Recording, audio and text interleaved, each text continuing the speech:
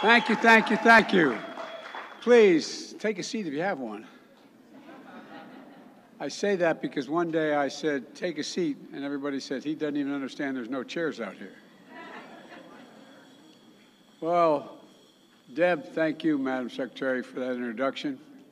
35 generations of ancestors in New Mexico and the first Native American cabinet secretary in American history. Deb, I want to thank you for your leadership and the Interior Department and stewardship of the nation-to-nation relationships that I say to my fellow leaders out there. And I mean that sincerely. To all the tribal leaders, thank you. Thank you, thank you, thank you.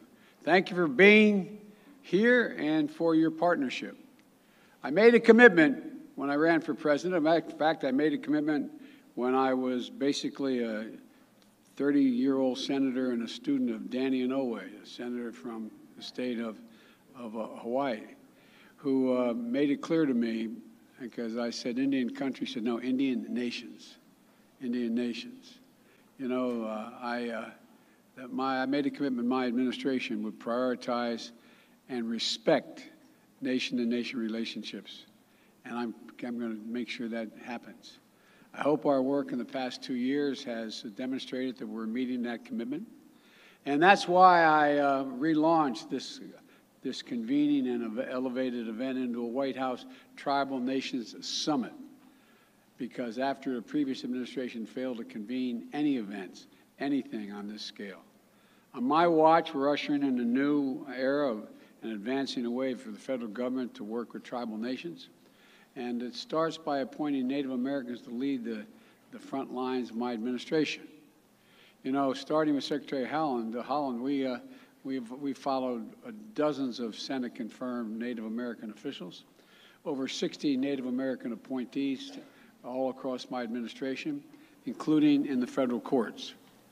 I restored the White House Council on Native American Affairs to improve interagency coordination and decision-making. Together, emphasize the word together. Together, my entire administration is advancing the economic agenda and making historic investments in Indian country, and I might add that are long overdue. Facing a pandemic and economic crisis that disproportionately impacted tribal nations, I invested more than $32 billion in the American Rescue Plan, the largest one-time ever direct investment in Indian country in American history.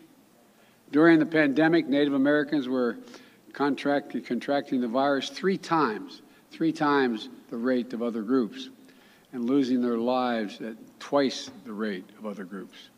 But together, we used that funding to help tribal communities go from one of the most harmed groups by COVID to one of the most vaccinated communities in the entire country.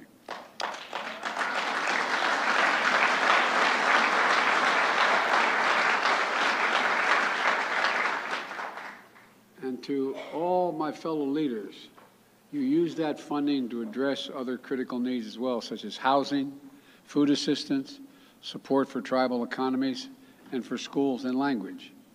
In fact, last year, Jill, my wife, traveled with Deb to the Cherokee Immersion School in Oklahoma. The Cherokee Nation used part of this funding to start building a second school and revitalize the use of the Cherokee language. By the way, she spent a lot of time on other reservations, other nations as well. I'm worried she's not going to come home one of these days when she goes. You think I'm joking, I'm telling you. If I hear more about the Navajos than I hear about me.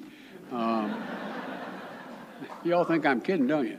Anyway, learning native language leads to better outcomes in school, builds confidence in students, and passes down old traditions to new generations.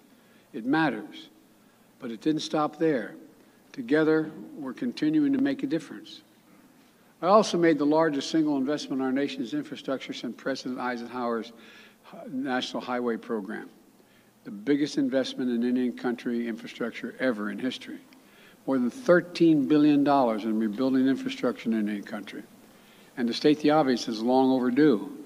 And we're putting it to work together, building water infrastructure, for clean drinking water, safer plumbing systems, delivering affordable high-speed internet, repairing roads and bridges, restoring waterways that are now blocked by roads and highways that affect the migration of salmon that's essential to the livelihoods and cultures of so many tribes, electrifying diesel school buses so tribal children don't breathe that polluted air generated by diesel engines, and in South Dakota, $29 million of infrastructure funding to help us repair 2 old dams built in the 40s, and the first in the 40s, the other in the 60s, on the Pine Ridge Reservation. For years and years now, the tribes have lived in the shadow of disaster, worried the dams would break, destroy their communities. So soon they'll be able to sleep a much more peaceful night, knowing those dams have been fully repaired and rebuilt. This past summer, we're also ushered in a new era of confronting and adapting to the climate crisis. I signed a law that made the biggest investment ever in all of history. That includes $700 million exclusively for Native communities. I see our Secretary of Agriculture here, who's also made it clear and made a major contribution on seeing to it that we use farmlands to absorb carbon from the air and so much more, and pay farmers for doing it. It's going to help mitigate the impacts of extreme droughts and wildfires, rising sea levels that affect the sources of tribal foods, tribal resources, tribal traditions, tribal ways of life. It's going to bring clean electricity into your homes.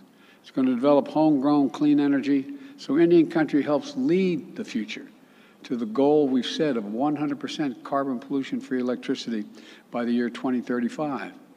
You're all part of that, and you're going to help lead that. To ensure these investments reach native lands, my administration is going to work with the tribes to help them transition to clean energy development and do it quickly. That includes the federal government as the largest single energy consumer in the world, buying more carbon-free electricity from tribal energy producers. We're also going to launch a new electric vehicle initiative for tribal nations to ensure that our nationwide electric vehicle network includes Native communities. And, as all of you know, there are tribal communities at risk of being washed away by superstorms, rising sea levels, and wildfires raging. I've flown over literally several thousand acres of the storms and the fires that have been, and the West in particular, and also down in the Southwest. And it's devastating. That's why today I'm announcing a $135 million commitment to help 11 tribal communities from Maine, Louisiana, Arizona, Washington State, and Alaska to move, in some cases, their entire communities back to safer ground and pay for that. I've also requested $9.1 billion, that's with a B, $billion, for the Indian Health Services. I've asked Congress for the first time ever to make that funding mandatory, a mandatory part of the federal budget.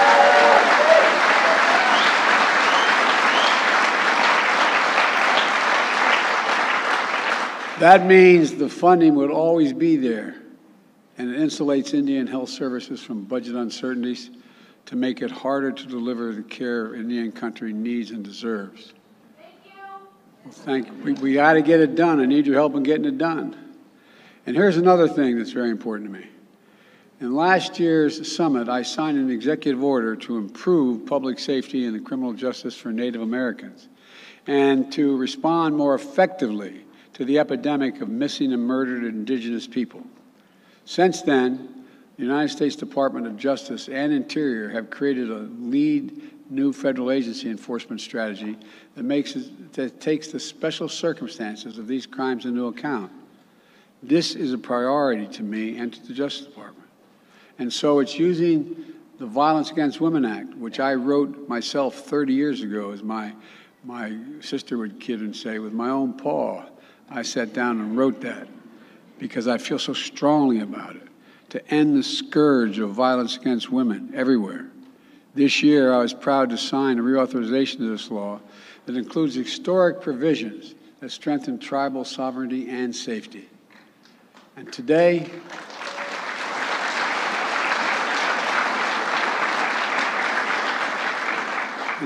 I'm announcing even more critical actions that are the result of a meaningful and deliberate consultation process with you all.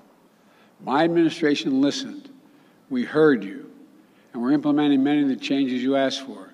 Today, I signed a new presidential memorandum that improves consultation between the federal government and tribal nations based on key principles: consultation has to be a two-way, nation-to-nation exchange of information.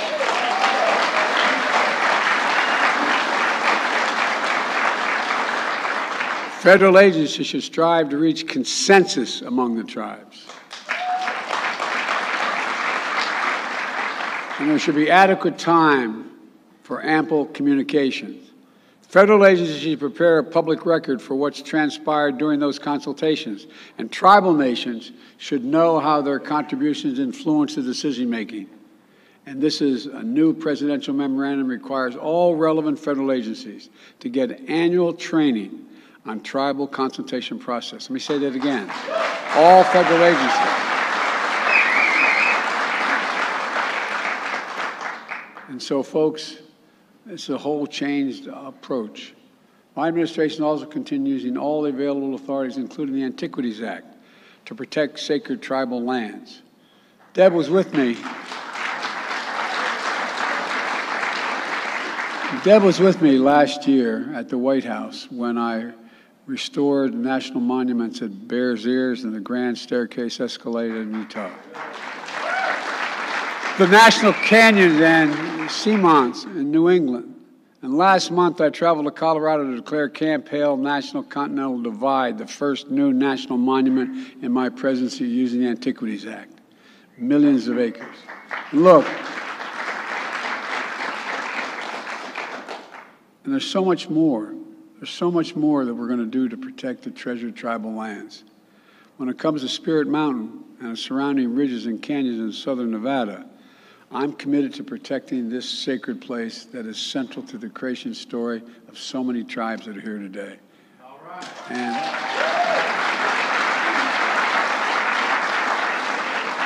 And I'm grateful to so many of you who have led the fight to protect it. I especially want to thank Nevada's congressional delegation. I know there's a lot going on. Well, I can see a couple here now. I see Dina Titus is here. Dina, how are you? Thank you for the support. Is Catherine here? Cortez Masto? She and Senator Rosen. They both are. There's a little action going on in the United States Senate to try to prevent a rail strike. Is Representative Lee in Horsford here? Well, you got the best of the group here, Dana. She's an old friend and a strong supporter. And I look forward to being able to visit Spirit Mountain and experience it with you as soon as I can. And folks, look, I also want to thank Raul, Chairman of the House Natural Resources, and for his leadership across the board on all the efforts I've talked about here today. I'm also announcing that Deb, as Secretary of Interior, will continue to work with the Secretary of Agriculture, as I said, is here, to co-stewardship the federal lands, because that's what it is.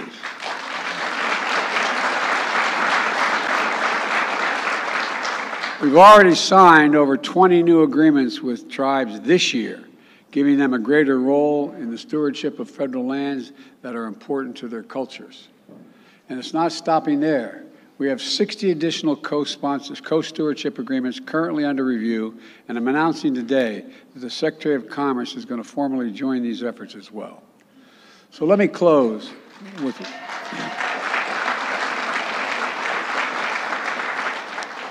a word my dad used all the time: respect. Everyone's entitled to be treated with respect and dignity. The dignity that comes from just being who we are. This is especially true for tribal nations, to whom the United States owes a solemn trust and treaty obligations that we haven't always lived up to. When I talk about respect, here's what I mean by respect. Respect for tribes as nations and treaties as law. Respect for, beg your pardon? I thought you said no. I was getting a little worried. I thought somebody said no. Respect for indigenous knowledge and tribal consultations as a key part of the federal agency decision-making. Respect means we'll defend tribal sovereignty and self-government and self-determination. And we'll support tribal economy and keep fighting for better tribal health care, child care, education, housing, public safety, and so much more. And respect means being there in person to show it. And you've seen Jill. You've seen my wife Jill in Indian country. She's at a funeral this morning for the mother of a friend of ours. But she spent a lot of time. I've spent a lot of time in Indian country as a senator and vice president. But I can say here today, I intend to make official presidential visits to Indian country, to make it official. Do it. And I will do so in the enduring spirit of our nation-to-nation relationship, the spirit of friendship, stewardship, and respect. It's taken too long for us to recognize this. It's the only way to move forward. But my administration is doing all it can to demonstrate our commitment to those timeless ideals. So thank you. Thank you for being here. Thank you for your leadership. Thank you for your partnership. And I'm sure I'll make mistakes, but you know me. Don't hesitate to correct me when I make it. And I know you won't hesitate. But I really mean it. I really mean it. Well, I tell you what, no one's ever done as much as president as this administration is doing, period. I am committed. And as my grandfather Finnegan would say, that's the Irish of it. Thank you all very much. I don't know about that. Thanks. Thank you, thank you, thank you. Finally, let's keep it going, okay? Thank you.